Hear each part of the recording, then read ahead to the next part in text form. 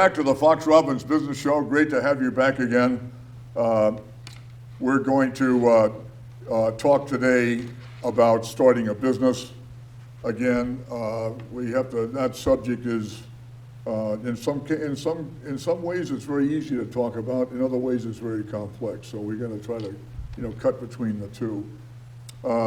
This is the Fox Robbins Business Show, and this show is all about creating and helping and abetting your very best business ideas.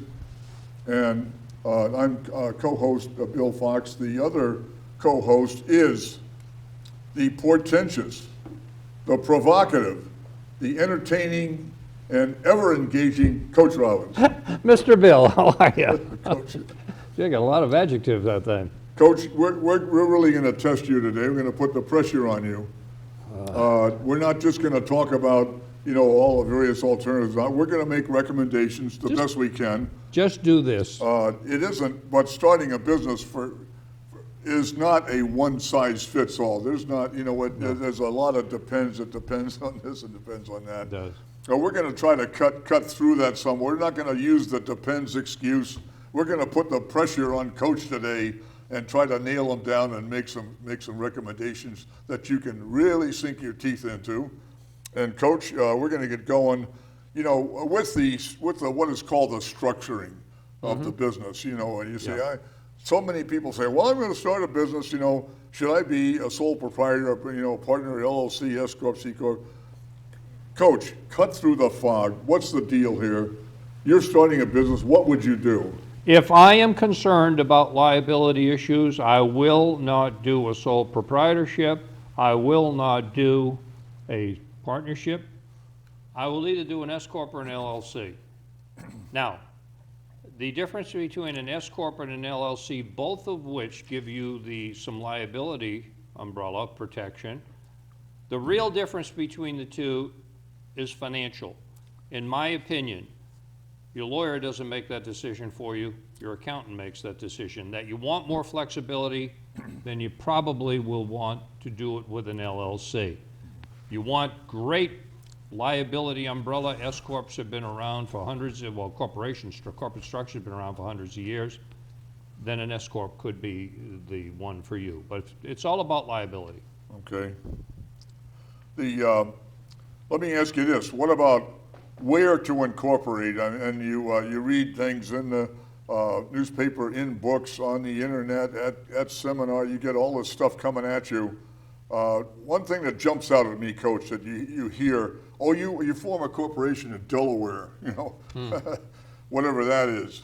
But I'm in California, I'm in Montana, I'm in Texas, I'm in Massachusetts, whatever, and I come to you and you're my advisor. Where should I incorporate? If you're in California, do it in California. If you're in Utah, do it in Utah. If you're in, what were the other states? Texas. Texas, do it in Texas. Or if you're Massachusetts. In Massachusetts, do it in Massachusetts. Any questions? Well, Delaware? No, I mean, there are reasons why some people, favorable laws, do it in your home state, end of story. And you can change, actually. I mean, it is. You can change it anytime you want. You can change. move your headquarters, file in Delaware. If you move from Massachusetts to California, take it from Mass, open it up in California, fine. All right. Here's a question. I know you're going to say this is crazy. How much capital? How much capital do I need? It's like saying, how high is the sky? Right. I mean, I understand that. When I ask you that question, I know that. But tell us, you're going to start the business. How do you think about, the capital that you're going to have to assume to get going? It's really very simple. What do you need money for? The first thing you need to do before you can say, I need this much capital, you have to sit down and say, what do I need money for? I need 3 months rent. I need to buy a whiz dig machine. That's $100,000. I need to buy $100,000 worth of inventory. I would like to fund my operations for the first 3 months. It's not, the first question you don't ask is how much. The first bunch of questions you ask yourself is, what do you need capital for? Add it all up. Add a little bit extra because usually people just don't get enough capital. They run out of money growing the business. Then you'll know the answer to how much capital you want. It's not something you pull out of the sky. Oh, I think I need about 100,000. Really? What do you need it for? That's the question you've got And to ask. somewhere in there is where you say, and if you don't know, maybe you ought to work on a business plan. No, you should work on a business plan. if you- Anyway. Anyway, but that's how you But- put it together. You but need the- to write this stuff But down. building up that You bet. need list for the capital is in there. Exactly. Okay. That's on page 1. This is an interesting question, say interesting is, can I get venture capital? I mean, that's, I consider that kind of a silly question because The venture answer's capital.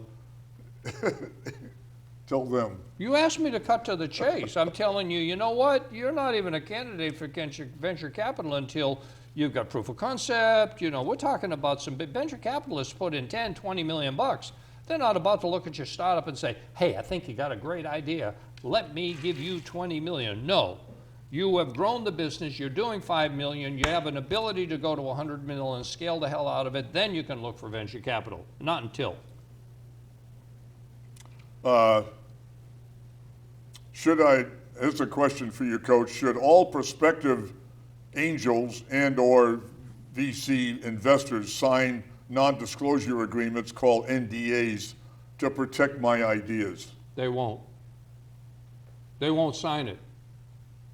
If you don't understand your business enough, if you haven't got enough protection, if you haven't grown it, if you don't have a brand, if you don't have a patent, why would they put money into something that you can't protect yourself? They're not going to sign an NDA. I've never seen an angel willing to sign a non-disclosure. You go to them, you should understand your business enough that you can go to them and you're safe enough to say, here's my business, I'm the person to run it, I'm the person to build it.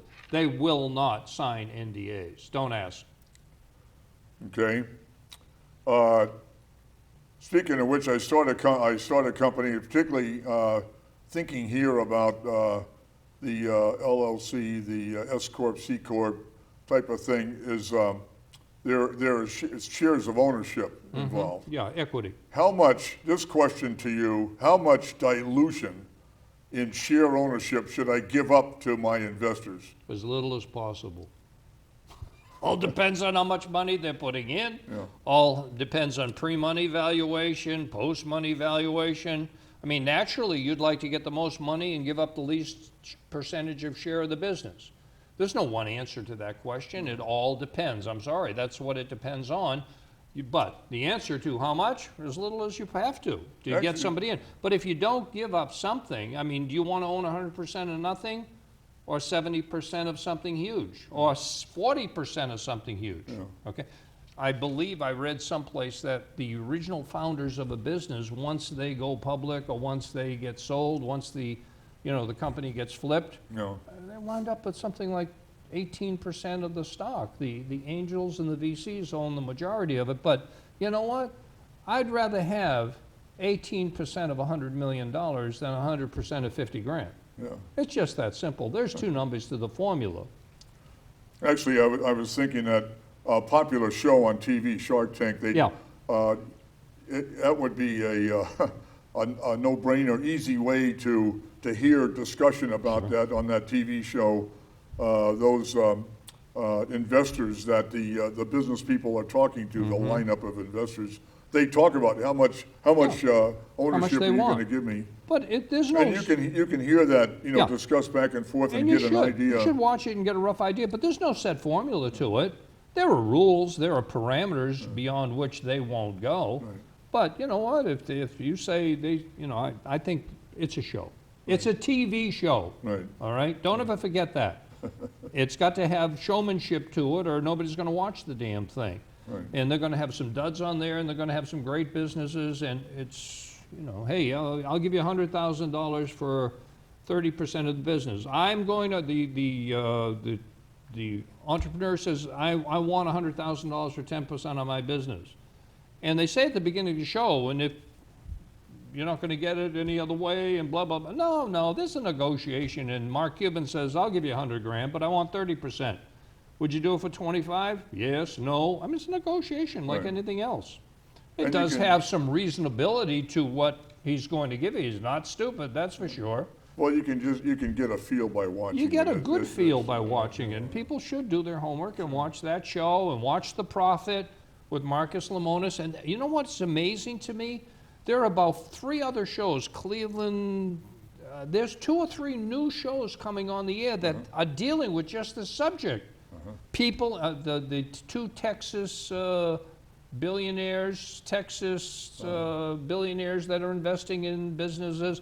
There's a lot of shows coming on TV about that. Watch them all, get a feel for what's going on. Okay. How big, if there's a corporation and there's stock ownership, how For big employees. can For the employees. how big can the employee stock option pool be if I had such a thing? Well, it could be between 0 and 100%. You're asking me broad questions. Yeah, I I'm know. giving you direct, broad answers. But yeah, I mean, who's important that should be an owner in the business, you know? I mean, if you're C-suite, C-level executives, the CEO, the COO, Chief Operating Officer, Chief Marketing Officer, Chief Financial Officer, and the key people, you do want to have them vested in the company. You want to give them a piece of the ownership. That's an important issue. How Okay. much? And what have you seen, or give us an idea of what you've seen out there? Between happening. 0 and 80%. I mean, and then there's the thing called ASIP, E-A-E-S, employee owner stock. ESOP. That's 100% of the stock is owned by, every employee that comes in gets a piece of the action. Yeah. Yeah. I'm going to ask you about, getting people attracted, to your business idea. And so how do I, so-called traction, do I get it do I get attention by having big time traction in the marketplace? In other words, it's obvious that my product is interesting and it's catching on and people are buying it. Is that the way to go? Is it the percent or dollar value of growth and revenue? Is it a great management team? Is it the technology, and also the intro to risk investors and whatever? But attracting people, to my idea. How do I go about that? What should I be thinking about? Yes. Yes. You need to have sales traction. You have to have proof of concept. You have to be able to say to an investor, this is a big market, and I'm going to grow my revenues, and my revenues are going to start hockey sticking, but I need this cash to grow my business because I'm sitting on a star business, right? I've got exclusive technology. It's a huge market, and you really have minimal risk, Mr. Angel or VC group or private equity investors. Right. So the answer, how do you attract investors? Make sure you got some traction, make sure you got some revenues, and it's growing. They bet on a Class A team before they bet on a Class B team. You got to have a good management team. You might want some of the investors to give you some good people too. You got to hire the right people because that's what angel investors really look at. VCs especially say, hey, these people are good. They know what they're doing. These are business people. Yeah. These are not people that, just like to do some little technical thing. And how big is the market potential? How do we scale it? And how do I minimize my risk as an investor? So the answer is, how do you do it? Yes, to all those things, right? You wanted quick answers? There they are. Any rank? Are they equal in rank? Well, I would say if I had to separate the wheat from the chaff, I'd say a great management team and a possible big market, That would be critically That's what you like important. to see. That's what I like to see, a good management team and a big potential. Yeah. And then a good management team is going to get me the additional traction I need, going to make sure my revenues grow and minimize my risk because they know what the heck they're doing. Right. They've done it before, they'll do it again. Well, that great management team, what are you looking for? I mean, the resume, or just the way the person presents himself or herself to you, or recommendation from somebody else, or how do you go? How do you want make me a to answer decision? those 3 questions again? Yes. You want somebody who's done it before. You want somebody with a good resume. You want somebody that you feel comfortable. You remember what Jack Welch told us, trust your gut. You want to talk to these people. You want to get a feel for these people. You want to make sure. So that management team, you want to make sure that, there's a fit, there's a cultural fit, there's a ideological fit with it. Yeah, all of those things are important. You can just read a resume and you can make some phone calls about the references, but you know, how's this going to work out over the next year or 2 or 5? Right. I feel comfortable with this person. I've queried this person. This guy's sharp. Good. Well, I know one thing about this management team is it is said, you and I have read that over and over in books on business, and that someone else, whatever, that people are starting a business. You want to fill in the blanks where, if you're starting a business, fill in the blanks where we're weak. You're a great sales marketing guy. I have, you know, the bona fides, you know, in finance or Right. you know, accounting Yeah, exactly. and finance. Yeah. But I'm not another a hustler like you. Right. Right. And we got nobody to watch the numbers, Right.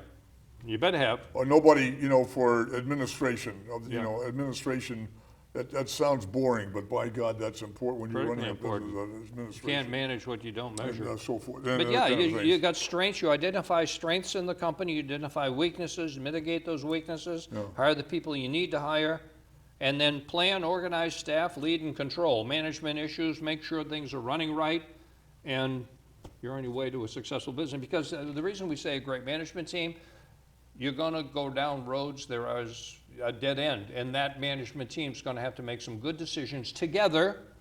It's got to make sense to marketing, it's got to make sense to finance, it's got to make sense to investors, and they're going to pivot. Right. They're going to make a change and go where the opportunity is. Right. That's what a great management team will do.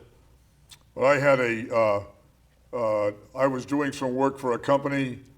They had a manufacturing shop, metal, you know, making things out of metal. The guy they put in charge of the shop had a woodworking background. Yeah. I know Okay. you're legitimately laughing, but that was the truth, you know. Yeah. And you got to say to yourself, would you mind examining for brain power here? That, you know, Right. you know, the guy in charge of the shop, you know, was a woodworking a carpenter, you know, What does he know about metalwork? in precision metalwork. Well, maybe when you work with nickel, steel, it's the same as balsa. I don't think so, Tim. Let's see. Oh, attractive. You can put him in charge of the kitchen too, I guess. Also, what about Coach? What about a great name for the business? This is one of you. I think you like this topic. I do. Brainstorm, a Google search, trademark, domain name, consultant. I want a name for the business. I'll tell you this, guys. It's one of my favorites of all time. Is that you are you're a his one. You make pizza. I mean, okay, great, great. You know, make a lot of money with pizza. Yeah. And you start up the name Domino Pizza. That's a brilliant idea, right? Yeah. Wrong. Down the line, next year or 5 years from now, whatever, you broaden the menu. Now you've got you've got sandwiches, you've got steak, you've got salads, or whatever, Right. and the name on the front of your building says Domino Pizza. And you know something, as a business owner, you're getting shot by silent bullets. That's my expression, that you will never ever know how many people drove past your business and didn't come in. You'll never be acquainted with that knowledge. Right. It's a silent bullet Yeah. that you just got shot with. The name is critically important. You know what they did? They had a TV commercials with guys with an acetylene torch cutting the sign Pizza off. of that building, you know, to Yeah. make the point, we're changing our name. Yeah. Right. But I say, you know, if you're starting a business, have a little vision. Yep. Domino's Pizza was fine when all it sold was pizza, but as it got more competitive and they had to add salads and they had to add sandwiches, then the word pizza really was too confining. That's Right. true. look the name is important. And the name may have to change. Maybe Domino's Pizza was okay 30 years ago. That's all they had was pizza. But it's not okay anymore. And they had to pivot. The management team had to realize something, and they had to pivot. The names that I hate the most are A and B Company. You're Al, I'm Bob. That's right. So we're going to be A and B. Yeah. You know, I mean, how imaginative is that? Or even worse is Amalgamated Associates. What the hell is that? Beautiful. Right? Yeah, Beautiful I mean, name, yeah. this is not an easy decision. It's going to be the brand you create over time. That's also your name. You say, Cliff Robbins Inc., and all that kind of stuff. Yeah, Is, right. I mean, Open the desk drawer Yeah. politely and put your name carefully in the drawer, close the drawer, and then come up with a company name. come up with a brandable name. Come up with a brandable name. It takes time to create a brand identity for it because Domino's isn't a pizza and Amazon is actually a river and people don't even realize it anymore. But if you say to a millennial, what's Amazon? Oh, I can buy anything on Amazon. Do you know there's a river in South America called the Amazon? No, I didn't know that. But the Google search is great. I mean, look up whatever name you're thinking of. A trademark search. Well, yeah, you got to With do a- a US, with a you got to US go Patent Office. USPTO, United States Patent and Trademark Office, Yeah. do a search to see. I mean, you might want to call your business Sun whatever corporation. There's several Suns, but you're in a different industry than computers. That's fine. And the domain name these Domain days. name is critically Internet important is today. everything. It's Go important. on. Yeah. And there's a lot of cyber sitting going on. I don't think it's right. You can't cyber sit on Madonna or Brad Pitt because they are already a brand. Yeah. That's illegal. But you can cyber sit on an awful lot of names already taken and not used, and you got to go online and say, "Oh, I want to use this name," and somebody's sitting on the name. You might have to pick another name. It's an important decision on what you call your business because you're going to create the most valuable asset your business is going to have over time. One is certainly one of the, in my opinion, your employees the most valuable asset, and your customers are certainly a tremendously valuable asset. But the customers are used to seeing your brand out there, Nike, McDonald's. That's what they buy. I'm going to get on. How much time do we have? 5 Okay. minutes and 27 seconds. Well, I got to keep moving. Yeah. This is a big list. I know. Don't be upset. Biggest challenges as far as what have you seen out there? As far as what might be called the biggest challenge, capital, cash flow, the team, the business idea, along with any products or services, having persistence and lasting the long hours it takes to run a business, all the frustrations and rejections, finding employees and firing non-performing, Yeah. wearing too many hats, proper management of your time, and balancing lifestyle with work. I know that's a big list, but you're a big guy, and you've done 10,000. Just 3,000. 3,000. You're gonna do 10, but I hope I live long enough. I just got to be out of look, you see a ton of people, Yeah, I you do. advise people, Yeah. you go to conferences, you give talks, you do all of that stuff. All of these are challenges. But how do you rank them? When you look at that list, what do you say are the biggest challenges? You got the one on top. That's the most important. Capital cash flow. Cash flow. Cash flow. The problem with a small business particularly is you don't have excess slack resources, we call it. You don't have extra people sitting around that you can grab if you need them on a Monday. You don't have extra space. You don't have extra equipment. You don't have extra inventory. But more than anything, you don't have extra cash. You don't have $1 million sitting in your checking account and you're starting a business. Cash flow, remember, I've said this 1,000 times at the MIT Enterprise Forum, the director put it on the board, CFI MITYM. Do you remember that? I've said this 100 times. You have, yeah, I've heard that. Cash flow is more important than your mother, okay? End of story. Of all those things, and they're all important. This is what makes entrepreneurship so challenging. Right. Cash flow is the critical construct that you better keep your close eye on. Because you know what? You come to Friday and there's no money in your checking account. You can't call headquarters and say, hey, throw 100 grand in my account. Oh, gee, you know, we're busy next week. Can you give me 15 people from headquarters? You can't do that.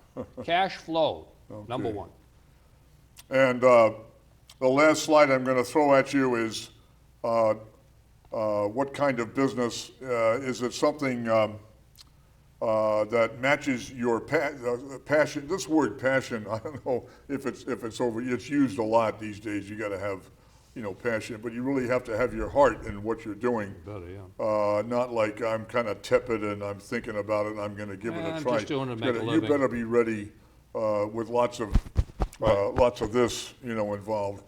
Or do I say what kind of business? Well, one that doesn't require a gazillion dollars, or will grow in the short term, or matches with my experience, or enjoy what you're doing, or improve the lives of others. Mm-hmm. When you're counseling all the people that you talk to, when you talk about what kind of business, how do you view this and how do you evaluate? The most important one is basically the same thing, passion and enjoying what you're doing. You know what? You're going to have to do it every day of the week. 7 days a week. When you own the business, it's on your mind on Saturdays, it's on your mind at the party on the 4th of July. So you better be passionate about it. You better look forward to going to work in the morning, because if you're not, you're in trouble. If you're going to work in the morning and you're looking in that mirror and you're brushing your teeth saying, oh darn, I've got to go to work today, you're doing the wrong thing. And I don't care if you own the business or not, you're still doing the wrong thing, all right? I don't care how much money you're making, unless you're making 10 million a year and you say, I'm going to do this for 5 years and then I'm out of here and I'm going to go do something I want to do with this time I have left on this earth.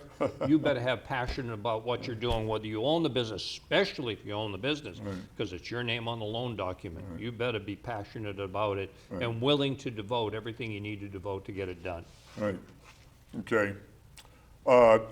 I want to stop right there. We want to Okay. do another episode because I've got a few more questions for you. Okay. But for now, I want to thank you for watching. And the coach has got a wealth of background, and so we're testing that to get to his best ideas Scars. and to help you develop your best ideas. This is the Fox Robbins Business Show. Feel free to send any comments or suggestions to foxrobbins@gmail.com. And we will see you guys next time.